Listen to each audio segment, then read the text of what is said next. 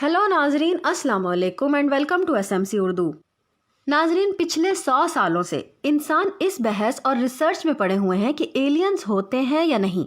जहां कुछ लोग एलियंस की मौजूदगी से साफ इनकार करते हैं, वहीं कुछ लोगों को यकीन है कि एलियंस मौजूद हैं और वो अपने यूएफओज में बैठकर जमीन का रुख भी करते हैं।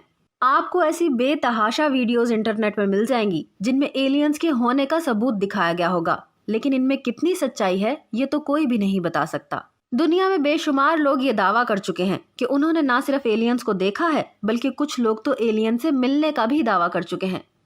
आज की इस वीडियो में मैं आपको एलियंस की सबसे ज्यादा मशहूर कहानी के बारे में बताऊंगी।